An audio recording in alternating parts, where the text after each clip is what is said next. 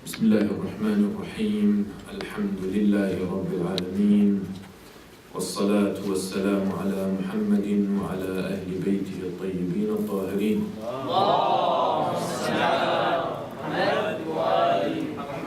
Brothers and sisters in Islam, Assalamu alaikum wa rahmatullahi ta'ala wa barakatuh. We first to begin this lecture by sending our condolences to Imam al-Mahdi Ajalallah Farajahu Sharif on the occasion of the demise of Imam Hassan Al-Askari alayhi salam.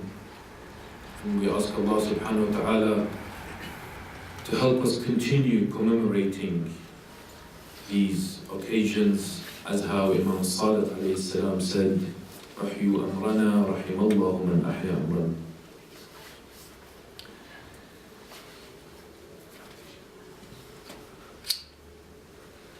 Allah subhanahu wa ta'ala has said in the Quran, Bismillahir Rahmanir Rahim, وَإِذَا سَأَلَكَ عِبَادِي عَنِّي فَإِنِّي قَرِيبٌ أُجِيبُ دَعْوَةَ الدَّاعِ إِذَا دَعَانِ فَلْيَسْتَجِيبُوا لِي وَلْيُؤْمِنُوا بِي لَعَلَّهُمْ يَرْشُدُونَ صدق الله العلي العظيم.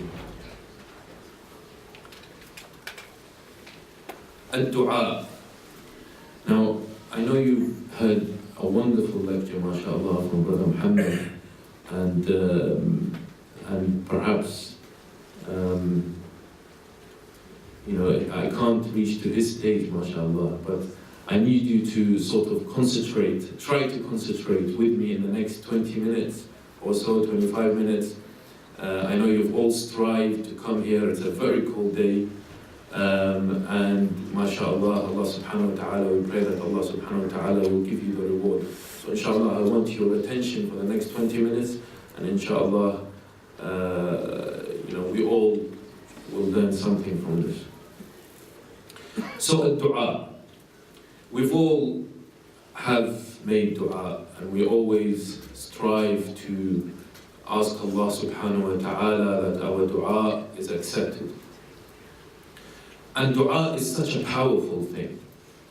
Ad-du'a huwa mukhul ibadah. This is the hadith from Rasulullah sallallahu alayhi wa sallam says that dua huwa mukhul ibadah. It's the brain of worship. And if you pause for a second and try to think about, first of all, what is worship? What is ibadah? Right? You start to think about ibadah is this connection between myself and Allah subhanahu wa ta'ala. When I wake up in the morning for Salatul Fajr and I pray Salatul Fajr, it's not because my father forced me or my mother forced me to pray Salatul Fajr. They say, no, you have to pray Salatul Fajr, wake up, right? Or Salatul Dhuhr wal Asr and etc. It's rather you actually want to relate to Allah subhanahu wa ta'ala. You want to have this relationship with Allah subhanahu wa ta'ala. This direct relationship with Allah subhanahu wa ta'ala. Correct? So this is worship. Prayer, as-salah is worship. Al-Hadith says al-du'a huwa mukhul ibadah. It's the brain of the worship.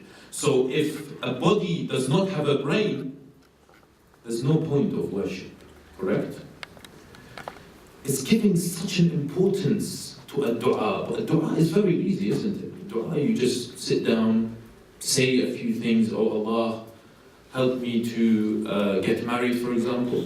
Oh Allah, help me to pass my exams. You don't even have to say it, it could be in your heart. So therefore you are talking to Allah subhanahu wa ta'ala. It's your relationship, you're establishing this communication between you and Allah subhanahu wa ta'ala. You're establishing this direct communication between you and Allah subhanahu wa ta'ala. It says that if you want Allah subhanahu wa ta'ala to talk to you, you do what? Read the Quran. This is Allah subhanahu wa ta'ala's word. But if you want to talk to Allah subhanahu wa ta'ala, then do what? You do dua.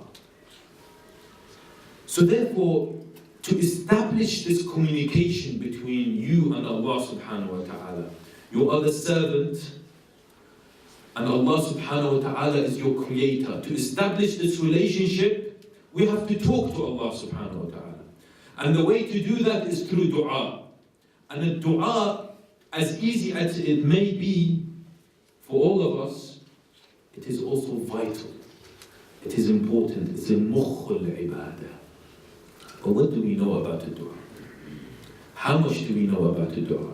Is the dua just me sitting down and saying a few words? Oh Allah, help me to pass my exams, help me in my work, etc., etc. Or is it more than that?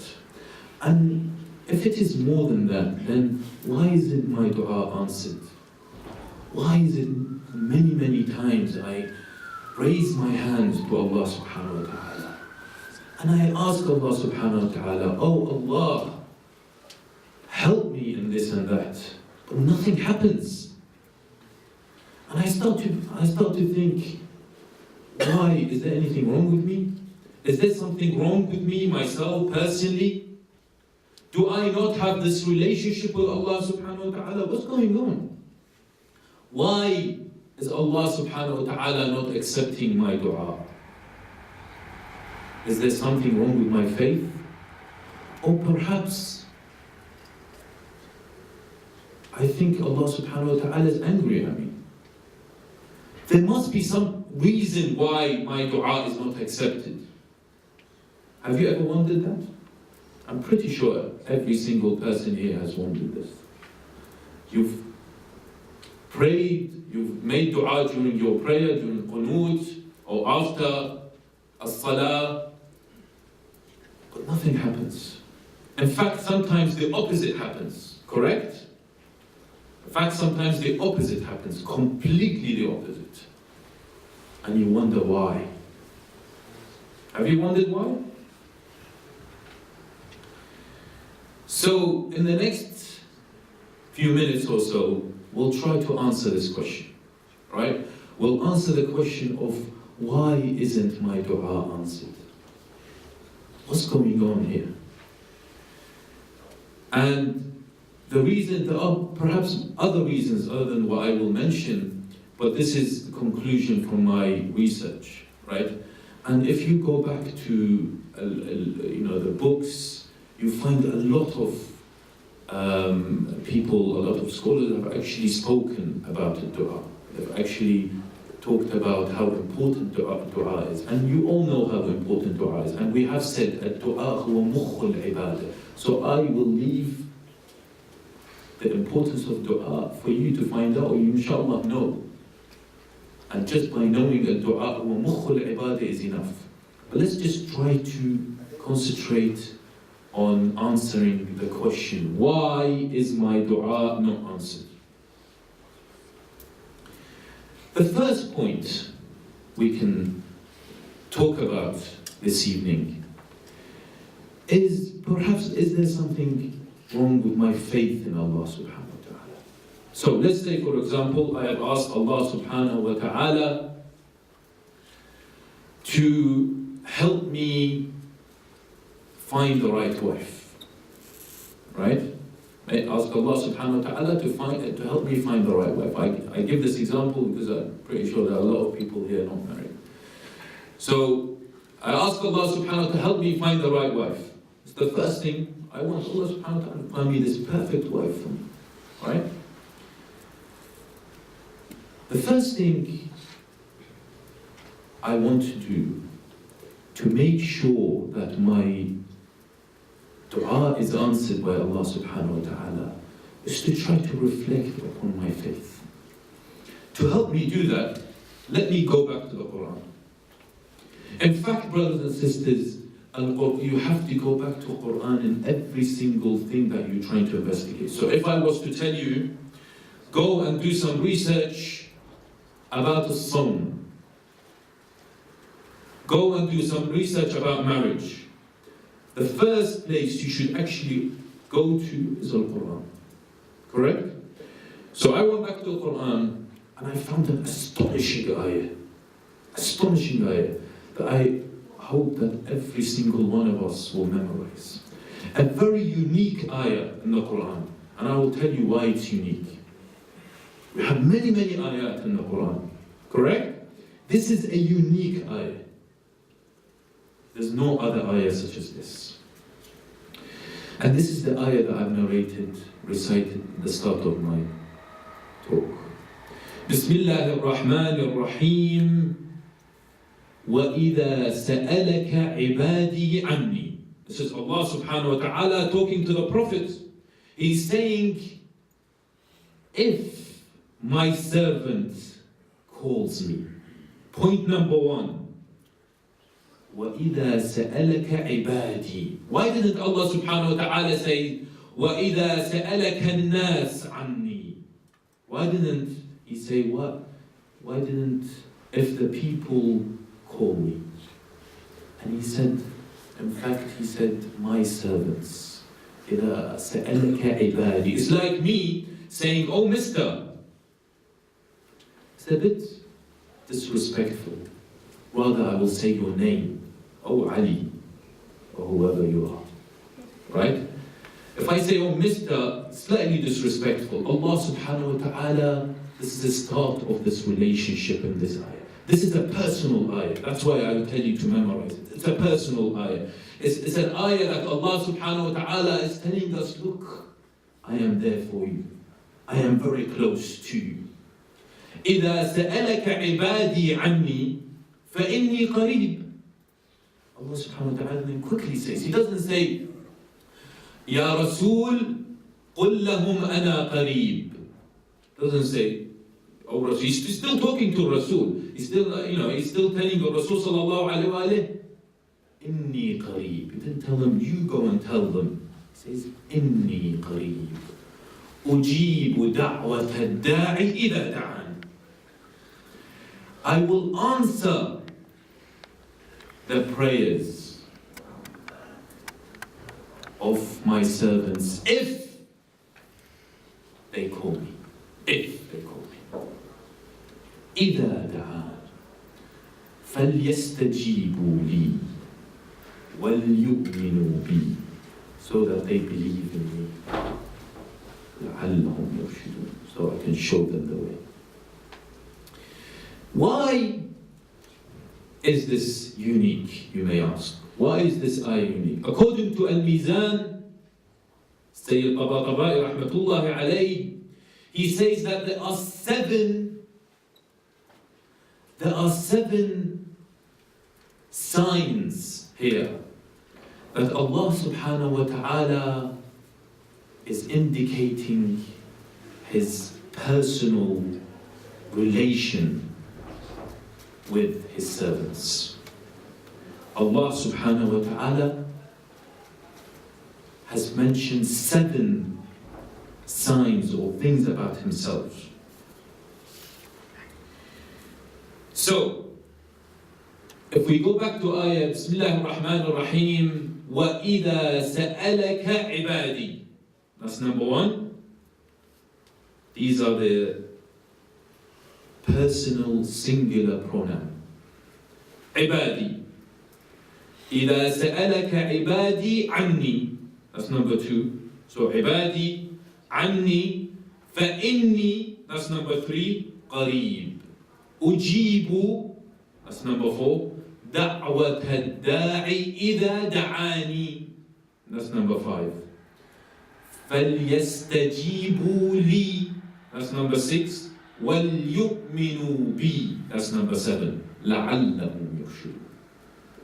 You will never find any other ayah in the Quran that has these characteristics. Never. And this is according to Sayyid al-Tabatabai. Says we'll never find such a characteristic. 7. Allah subhanahu wa ta'ala mentions in this such a short ayah 7 things that signs that He's telling us, I am close to you. I am qareeb. I am very close. What is qareeb? Go back to Al-Quran. It says, what is qareeb? وَنَحْنُ أَقْرَبُ إِلَيْهِ مِنْ حَبْلِ الْوَرِيدِ. Allah subhanahu wa ta'ala says, we are nearer to Him, O you servant, than your jugular vein, which is right here. It can't be any closer. يَحُولُ بَيْنَ الْمَرْءِ وَقَلْبِهِ. Allah subhanahu wa ta'ala cometh in between a man and his heart. He's always there. He's always very, very, very close. So why isn't my prayer answered if Allah subhanahu wa ta'ala is so close to me? He says, وَإِذَا سَأَلَكَ عِبَادِي عَنِّي فَإِنِّي قَرِيبٌ أُجِيبُ دَعْوَةَ الدَّاعِ إِذَا دَعَانِ. I will answer your call, but only if you do call me. What does he say after that? فَلْيَسْتَجِيبُوا لِي وَلْيُؤْمِنُوا بِي لَعَلَّهُمْ يَرْشُدُونَ. So faith in Allah subhanahu wa ta'ala, believing in Allah subhanahu wa ta'ala. He said that I need you to call me. And I need you to listen to me. فَلْيَسْتَجِيبُوا لِي. You listen to me, and I need you to believe in me. Let's ask ourselves this question. So, I've asked the question, may Allah subhanahu wa ta'ala help me to find the right wife. The first thing I should ask is whether I do listen to Allah subhanahu wa ta'ala. What does listen mean? It means that do I read the Quran and actually implement the Quran? And do I actually believe in Allah subhanahu wa ta'ala? Otherwise, Allah wouldn't have said this. Allah wouldn't have said, فَلْيَسْتَجِيبُوا لِي وَلْيُؤْمِنُوا بِي لَعَلَّهُمْ يَرْشُدُونَ. Two things. Listen to Allah and believe in Him. So this is the first point. The second point, brothers and sisters, that I would like to emphasize on why Allah subhanahu wa ta'ala may not answer one person's question, prayer, or dua, is that perhaps I haven't really freed myself from evil sins and actually freed myself from all the things that are going around in such an environment that we live in. When I want to make dua to Allah subhanahu wa ta'ala, perhaps there are things that I should do so I can concentrate, I can contemplate. A dua is not just that you sit down and you ask Allah subhanahu wa ta'ala something, but a dua needs attention, a dua needs concentrate.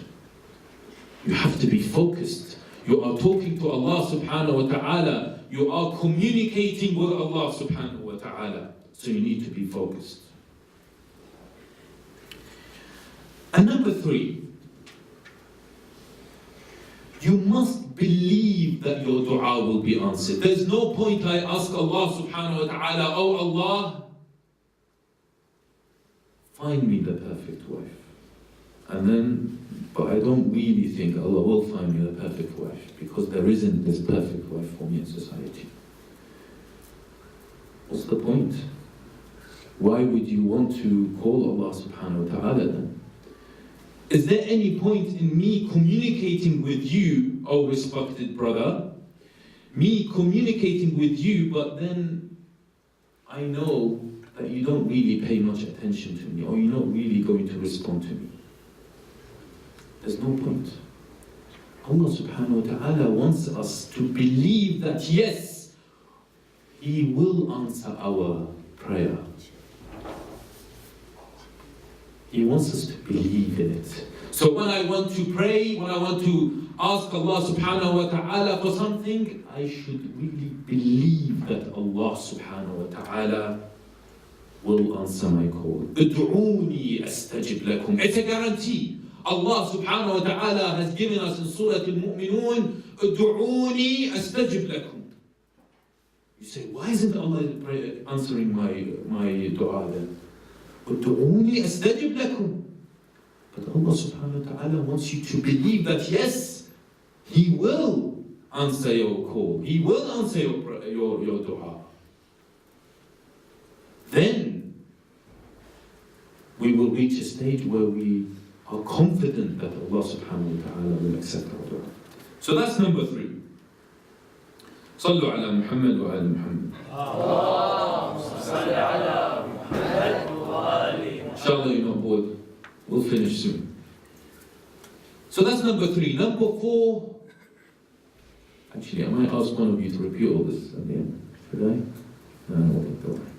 Number 4 is we must realize that we are poor before Allah subhanahu wa ta'ala. Realize your poverty before Allah subhanahu wa ta'ala, and He alone controls your affairs. يا أيها الناس أنتم الفقراء إلى الله والله هو الغني الحميد. We are the people who are poor, and Allah subhanahu wa ta'ala is one who is rich. And He is worthy of all praise. Wallahu huwa al-ghaniyyul hamid. There's no point that I feel arrogant, so much more powerful than you are, then of course do not expect that Allah subhanahu wa ta'ala will accept or answer your prayer. So that's number 4. Someone counting? Number 4, right? Number 5. فادعوا الله مخلصين له الدين ولو كره الكافرون. What does that mean? Sincerity. That's what Allah subhanahu wa ta'ala says. فادعوا الله. When you call Allah subhanahu wa ta'ala, call Him with sincerity. Genuine dua. Not really, you don't really mean this dua. You have to really actually mean this dua. You really would want Allah subhanahu wa ta'ala to answer your dua. But sometimes I don't know if it's happened to you, it's happened to me. Sometimes, subconsciously or, semi-consciously or whatever, I raise my hand and say some things and I don't really concentrate on it, nor I genuinely, not really sincere in it. I don't know, has that happened to you? Sometimes it's happened to me. And you sort of think, who am I talking to?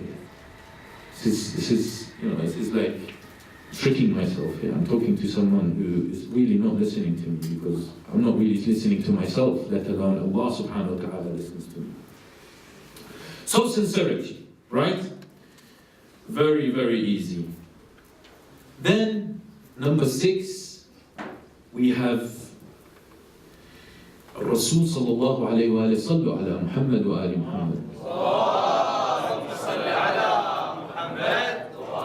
MashaAllah, it will give us warmth. I know it's a bit cold, it gives us warmth when we do salawat. So give me another really, really loud salawat.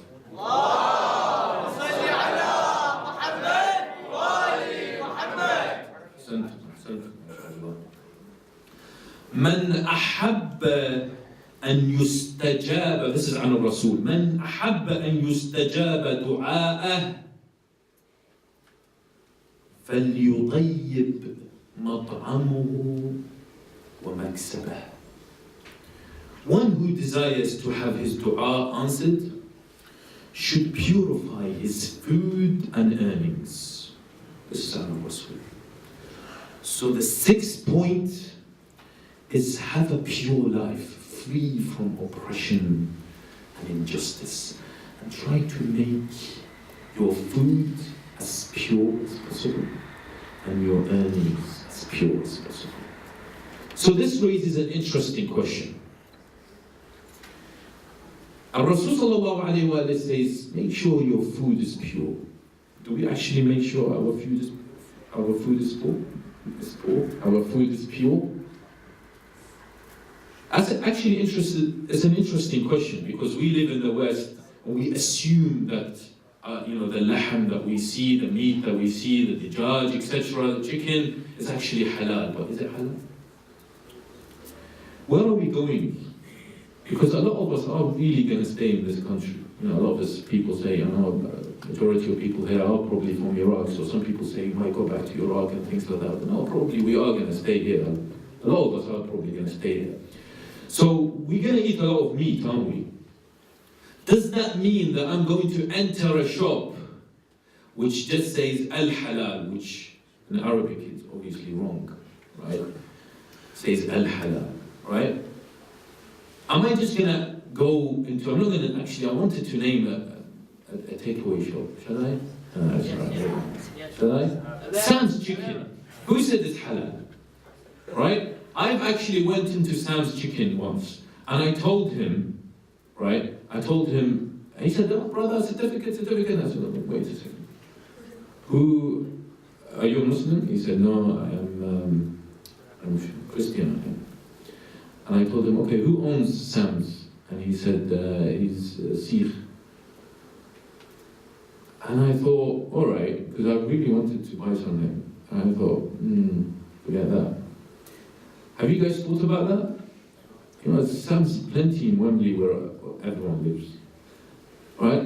But I don't know, should we actually research about this? Should we, or is it just like, you know, if we're driving around with friends or other, is that how it should be, or is it, you know, we should actually try to investigate further? What about Nando's? There's been all sorts of things said about Nando's. This is halal and this is haram. This is haram and this is halal. Nando's in Acton is blah blah. Nando's in blah blah is halal. I'm confused. So I've just stopped eating Nando's because I don't know which is halal and which is haram. For me, to be quite honest, and this is my view. Don't get out and say, you know, he said this and that and then. This is my view, right? If I enter a restaurant and it sells alcohol, how can I believe this is halal? The guy doesn't even believe that alcohol is haram. The guy is not even a Muslim, right? How am I supposed to believe that this guy actually cares about bringing this meat and genuinely he makes sure that this meat is actually halal? I don't know. I really don't know. Perhaps I'm pretty sure all of you are really desperate to answer me back, but you can't because I'm lecturing you. Right? But perhaps you know the answer and I don't, but I don't know. Shouldn't we actually think twice before we go into a shop which says Al-Halal, or all these chicken shops that they've got chicken from I don't know where, right? And they say, it's halal. Some people I know, I used to live in Glasgow, and they said that they used to work in takeaways, right? And he used to work in takeaways, and the owner of the takeaway used to say, when people come and ask him, is this halal? Yeah, brother, halal. I don't know why I'm doing a Pakistani accent. Oh, Iraqi. He says, yes, I am, it's just halal, brother. And then this brother, the person who works, he told him, is it really halal? He said, well, it's a mixture. I couldn't get enough from the halal one, so I brought from the haram. What's wrong? Halal with haram makes halal. So he tells you it's halal, but isn't that a problem? The ulama say that you should actually go and see certain signs. The first thing is that he should be a Muslim. The person who is actually giving you the halal, the food, should be actually a Muslim. Correct? Right? And you should actually look at signs. First of all, they don't sell alcohol, have certain signs of ayat Qur'aniyya, things like that, that will give you certain reassurance that this restaurant is actually halal. But I know it's difficult. But I advise you, this is only my opinion, I really, really think we should double check before we go into any shop that says al-halal or halal or whatever, and say, let's eat, brother, Allah subhanahu wa ta'ala ghafurur rahim. Perhaps this is the thing that will stop our dua getting answered. This is what Rasul sallallahu alayhi wa sallam said, make sure.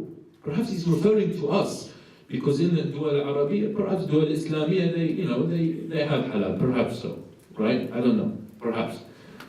But perhaps he's referring to us. He said, okay, double check. Those people, Muslimin, you're living in the West, in countries where there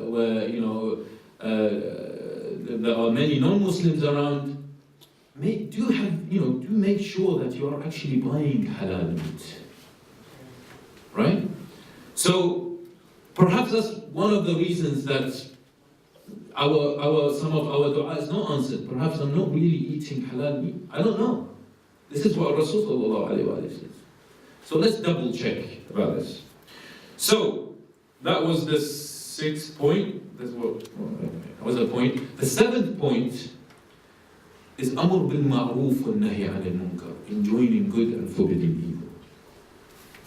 Rasul sallallahu alayhi wa alayhi said, you must enjoin the good and forbid the evil, or else Allah subhanahu wa ta'ala will cause the evil ones to prevail over the righteous ones from amongst you, and however much they may pray, their prayers shall not be answered. Remember this national supervision, it is called. Every single person sitting here is a supervisor. You are a supervisor in this country. You must supervise what's going on around you in the community. If you do not supervise, then you are not enjoining good and forbidding evil, brothers and sisters. This is vital. Supervision means in every single thing you do in life. If you're going out work, you must do Amr bil Ma'ruf and Nahy anil Munkar. Do supervision, see what's going on. And specifically in the internet these days, see what's going on. Who is actually spreading false things about Islam, and more specifically about Ahlul Bayt alayhim salam. Even amongst us, even amongst us, those followers of Ahlul Bayt, see who's actually not really saying the right things. If you do not know how to do Amr bil Ma'ruf and Nahy anil Munkar, if you do not know how to be a good supervisor, then go and learn how to be a good supervisor. It's no excuse you in front of Allah subhanahu wa ta'ala. And Rasul sallallahu alayhi wa alayhi who says, we did not answer, Allah subhanahu wa ta'ala did not answer your prayer because you did not do Amr bil Ma'ruf and Nahy anil Munkar. You say, oh Rasul, you know, I don't know Amr bil Ma'ruf. I didn't know, I'm sorry, I don't know. That's no excuse. Every single one of us here knows how to do Amr bil Ma'ruf. Every single one of us here is a supervisor. We know how to do supervision. We're experts at actually interpreting football matches. Why did this score? Why did you things like that? You text and Facebook and Twitter and everything. You know, that was a foul, no, that wasn't. You know, you put all your mind and effort into this. Why don't you come and analyze a particular topic that is slightly perhaps controversial, but at the end, inshallah, if you do the right research, you will find the right way. And you will then tell other people on the net, in blogs, in Facebook, whatever, that this is the right thing. I'll give you an example, and I'm surprised people invite me for lectures, because sometimes I can be a bit annoying. A few days ago, someone sent an email to a group. It's a hadith, he said, from Imam Al-Rida alayhi salam, that the conclusion of the hadith, he said that even a fasiq who loves al-a'imma, if someone loves al-a'imma, say love al-a'imma, right? And he's a fasiq, he will eventually go to Jannah. He will never enter Nar. If a person who is fasiq, he doesn't pray, he abuses people, he kills people, he does all sorts of things, but only he loves al-a'imma, he will go into paradise. Seriously? First of all, right?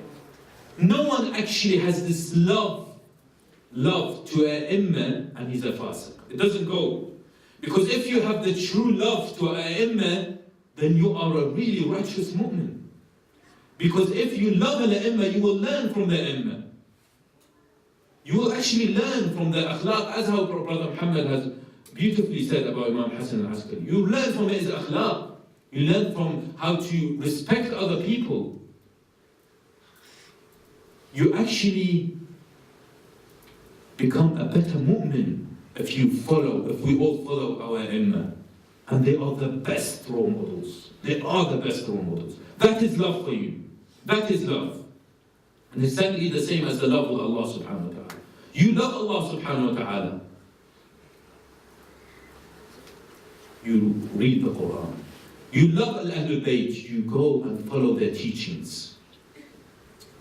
But if someone comes in and tells me he's a fasiq, even if he's a fasiq, he goes and kills people, he doesn't pray, he hates everyone else, but he loves loves, which I don't really think is love, by the way, but anyway, it says love, right? Ahlul Bayt, he will go Jannah. So you are at the same level as the person who did nothing in this world. He was fasiq, in fact, he did all sorts of crimes, but he sort of loves Ahlul Bayt, and you'll be at the same level with him in Jannah. I'm sorry, I couldn't stop. I said, this is my duty in joining good and forbidding evil. I will reply to this person. What would you have done? Perhaps go and research about this hadith. Go and educate yourself whether this is right or wrong. Right? I just gave you an example that came to my attention. And finally, in this particular category, right? If you want to ask Allah subhanahu wa ta'ala something, do ask Him. But Imam Sadiq alayhi salam, he says, إِيَّاكُمْ أَن يَسْأَلَ أَحَدُكُمْ رَبُّهُ شَيْئًا مِنْ حَوَائِجِ الدُّنْيَا وَالْآخِرَةِ حَتَّى يَبْتَدِئْ بِالثَّنَاءِ على الله والمدحة له والصلاة على النبي والاعتراف بالذنب. صلوا على محمد. So if you want to start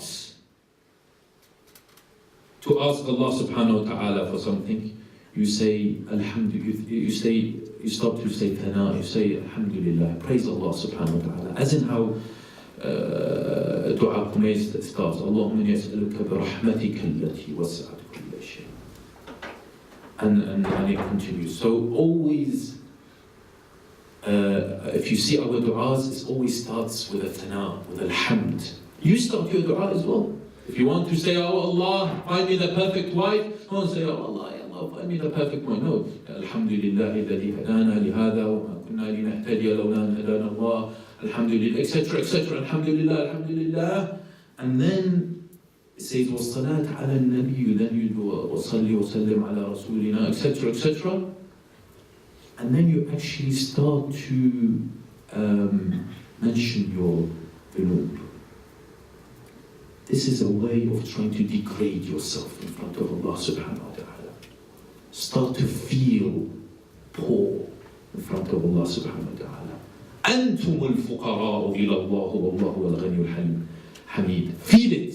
Feel it. I want you to feel it. Feel this faith that you have with Allah subhanahu wa ta'ala. Feel it in your heart.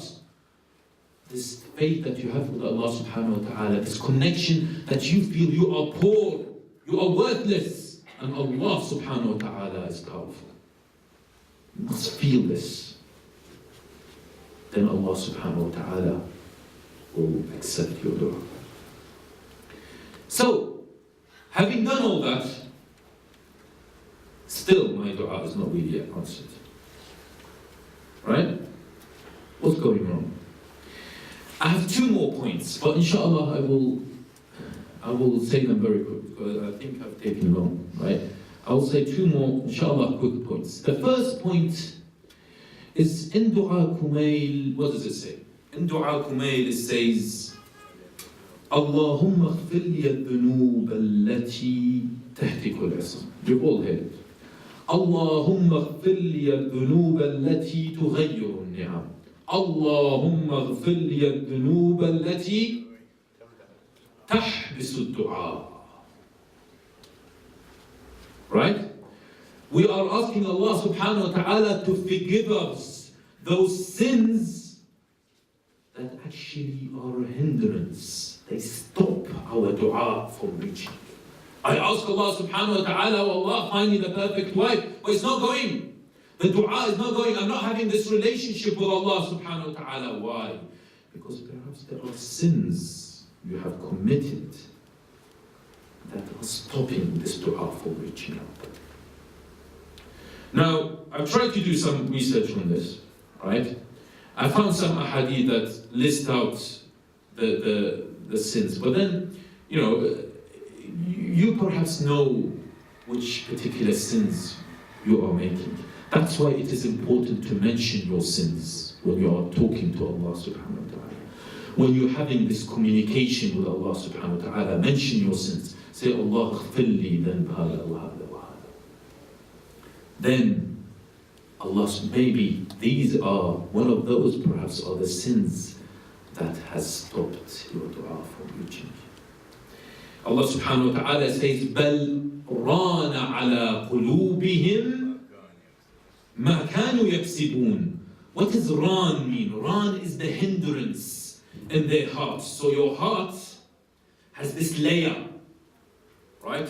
Your heart is, metaphorically speaking, your heart has this layer. Sins, they create this barrier between your connection of your heart to Allah subhanahu wa ta'ala. So your heart is full of really bad stuff. And it's hindering this connection of your heart. This is ran. It's preventing your heart to connect to Allah subhanahu wa ta'ala. And perhaps why is this ran accumulating? Well, why is this hindrance accumulating? It's perhaps we are sinning a lot, and so therefore we are not connecting with Allah subhanahu wa ta'ala. Do you feel it in your heart? Sometimes you feel it. Sometimes it's physical. You actually feel it. Right? You feel that there's something wrong here.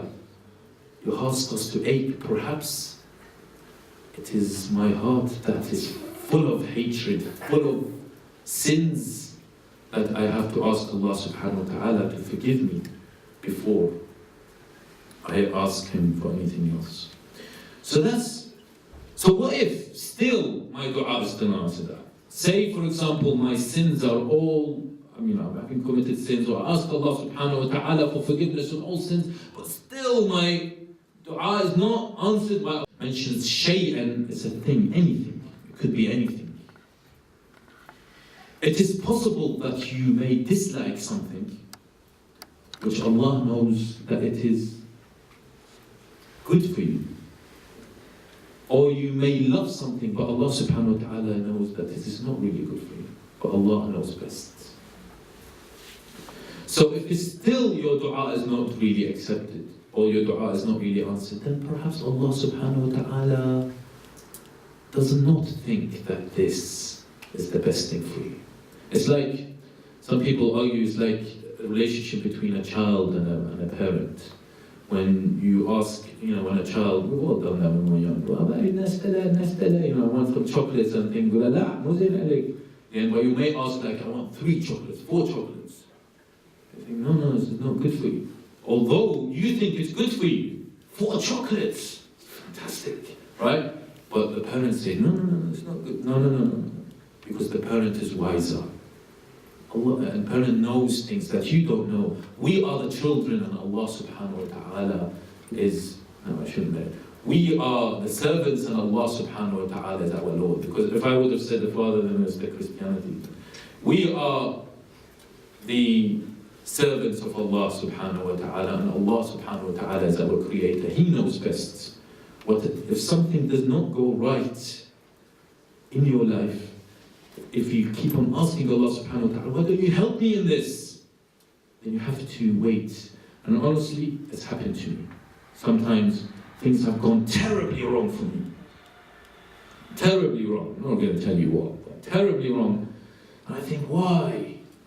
Oh Allah, please help me, why? But then later on, after a few years, I remember, oh, that's why it went wrong. And alhamdulillah, it went wrong. I'm sure it's happened to some of you, perhaps. Not all of you, but it has happened to some of you. Right? So that's وَعَسَىٰ أَن تَكْرَهُوا شَيْئًا وَهُوَ خَيْرٌ لَكُمْ وَعَسَىٰ أَن تُحِبُّوا شَيْئًا وَهُوَ شَرٌ لَكُمْ وَاللَّهُ يَعْلَمُ وَأَنْتُمْ لَا تَعْلَمُونَ.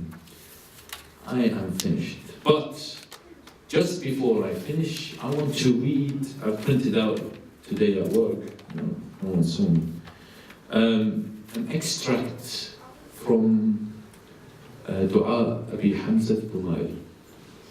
We've all read it in Shahr Ramadan, but it's a very nice piece that talks about why Allah subhanahu wa ta'ala, you're not accepting my dua. Is it this is wrong with me? Is this is wrong with me? Etc. etc. And I'm pretty sure you've all heard it before. I'm not going to translate it. You inshallah, you will understand that, and with that, inshallah, I will end. اللهم إني كلما قلت قد تهيأت وتعبأت وقمت للصلاة بين يديك وناجيتك ألقيت علي نعاسا إذا أنا صليت وسلبتني مناجاتك إذا أنا ناجيت. ما لي كلما قلت قد صلحت سريرتي وقرب من مجالس التوابين مجلسي عرضت لي بلية أذالت قدمي وحالت بيني وبين خدمتك سيدي لعلك عن بابك طردتني. Now he's starting to explain why. What's happened? Why? لعلك عن بابك طردتني وعن خدمتك نحيتني أو لعلك رأيتني مستخفا بحقك فأقضيتني أو لعلك رأيتني معرضا عنك فقضيتني أو لعلك وجدتني في مقام الكاذبين فرفضتني أو لعلك رأيتني غير شاكر لنعمائك فحرمتني أو لعلك فقدتني من مجالس العلماء فخذلتني أو لعلك رأيتني في الغافلين فمن رحمتك آيستني أو لعلك رأيتني آلف مجالس البطالين فبيني وبينهم خليتني أو لعلك لم تحب أن تسمع دعائي فباعدتني أو لعلك لم تحب أن تسمع دعائي فباعدتني أو لعلك بجرمي وجريرتي كافيتني أو لعلك بقلة حيائي منك جازيتني. فإن عفوت يا رب فطالما عفوت عن المذنبين قبلي لأن كرمك أي ربي يجل عن مكافاة المقصرين وأنا عائد بفضلك هارب منك إليك متنجز ما وعدت من الصفح عمن أحسن بك ظنا. Oh Allah subhanahu wa ta'ala, please accept our amal, accept our dua. Always try to connect to Allah subhanahu wa ta'ala, have this direct connection with Allah subhanahu wa ta'ala as He says, "Ud'uni astajib lakum." Oh Allah, help us in trying to find this faith in You and strengthen our faith in You. وأقول قولي هذا وأستغفر الله لي ولكم والسلام عليكم ورحمة الله.